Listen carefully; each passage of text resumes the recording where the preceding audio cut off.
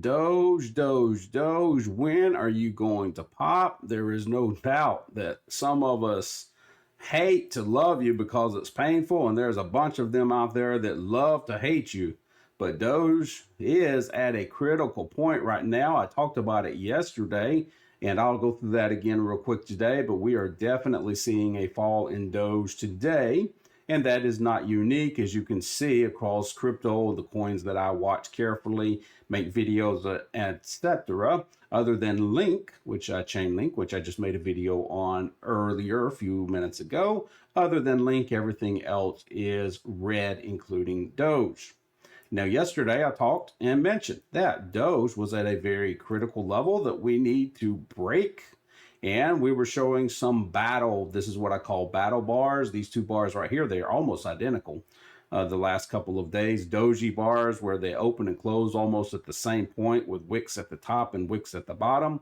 This is a sign. These kind of candles are signs of indecision, where there's a battle going on between buyers and sellers, and neither was winning. Okay, neither was winning, which is why you opened, did a battle, and closed at the same point. Opened, battled, and closed at the same point. But as you can see right now, for at least today, the sellers have definitely won that battle and pushed the price down.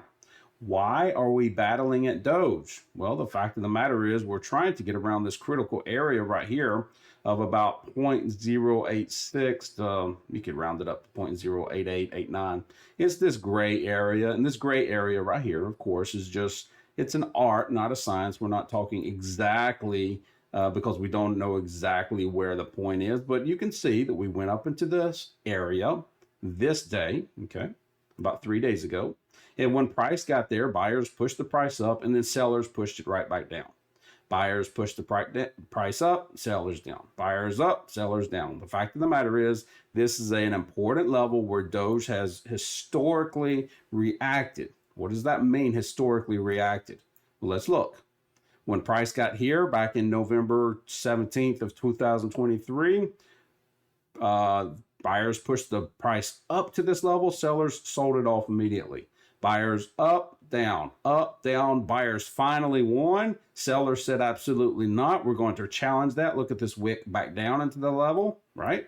So sellers pushed back down. Buyers said, nope, we're going to react around this level, push it back up. A battle, breakthrough, a battle. So what people know, and people are paying attention to these levels, and they develop algorithms around these levels because they know people are paying attention to the levels. It's kind of a self-fulfilling prophecy that once the market gets to these levels, there's going to be some reaction. That's why they're called levels, or support and resistance, or areas of liquidity. Whatever you want to call them, it's where markets react. And it's why we draw these lines. It's because I can see this line down here of 0.075. The market reacted there. The market reacted there. The market reacted there. The market reacted there. You don't need geometry, algebra, and trigonometry to draw support resistance lines. You really need about 20 seconds for each line. And if you don't see it clearly in 20 seconds, it's not there. Okay? But this is pretty clear to see, and this is an important level we're trying to break with Doge. There's also this blue line that we have coming down. Let me zoom out on what that blue line is. This blue line goes all the way back to November of 2022. This is the weekly chart, by the way. I switched to weekly on Doge. So we're talking about 15 to 16 months. And you can see this blue line is at the top of this wick, Okay, so it's a downward trend line. And there's an equivalent line on the bottom of this wick, bottom of this wick, and bottom of this wick. This is lower highs, lower lows, which is a definite definition, an absolute definition of trend, of a downward trend, right? That's the reason we're downward trend. What we're wrestling with right now is we're trying to break through that blue line. That's where this blue line is. I mean, it's literally right here on the daily chart. We've hit this blue line the last 4 days. We're trying our darndest to break up above this blue line, close above the blue line, break above this level of resistance, and close above this level of resistance. And until Doge can get above, let's say 0.09 and close, it's going to not continue down, but it's still in that downward trend. Okay, it's still in this. If I zoom out on the daily, it's still between these two blue lines.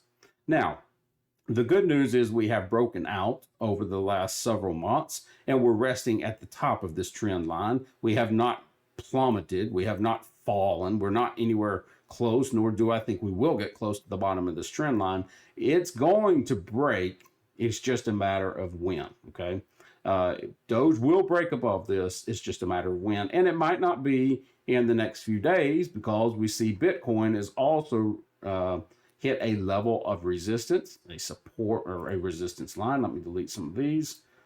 It has hit a level of resistance here at about 52,000 right here. Okay, roughly 52,000. And so we're giving some back after this fantastic run up we've had on Bitcoin. You can see today we're giving some back, and Bitcoin may continue to creep on down below this level or below this level. Okay. We've got the halving coming up in April, which has always been a very bullish scenario. So we expect that to be bullish and continue a push of Bitcoin higher. But historically, before halving, there has been a retrace of anywhere from 10, 20, 30% on Bitcoin.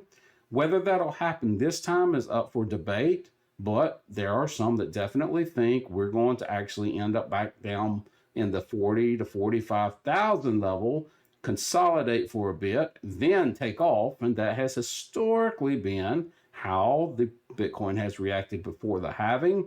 But then we've never had billions of dollars coming in a week, coming into the market every week like we are right now with these ETFs that have been approved back in January, which has caused this phenomenal run up. This is not accident. This is not bull run stuff. This is strictly supply and demand. There's billions of dollars coming into Bitcoin every week, or at least there has been over the past 2 to 3 weeks.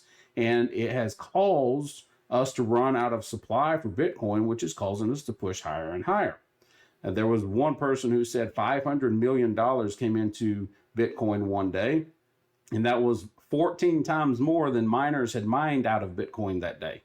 So if you've got one thing you're selling, let's say you're selling a car out in your driveway, you're going to sell that car, and you've got 14 people showing up to buy it, yeah, you're probably going to increase the price because you have much more demand than you have supply, and that's what Bitcoin is doing right now. It's increasing in price just because of all the institutional money coming in.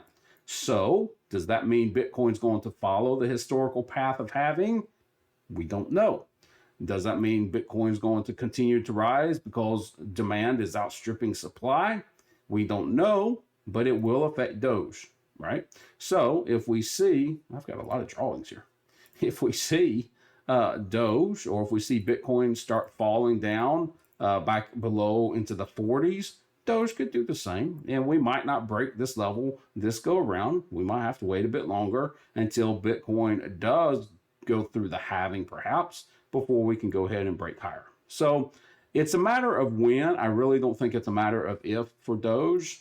Doge is not one of the stronger altcoins out there. It just isn't. We can look at how it's behaved compared to the other altcoins, and it's not one of the weakest either. Okay, it's kind of middling, and that could change at any point whenever Doge gets picked up by all this rotating millions of dollars coming into crypto. It could be picked up at any point and take off at any point, just like any other altcoin, but it hasn't yet, and that's not a problem. We've still got plenty of time.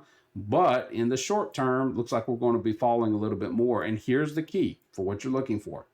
You're not going to get a run until you get above this blue line and above 0.9 and close. Then there's a chance for a run. And that could happen quickly. We had a similar level like that in VET. This is the level we needed to break in VET. And I had a video on that earlier this week, and I was watching VET. It broke through that level and absolutely took off. So that could happen with Doge.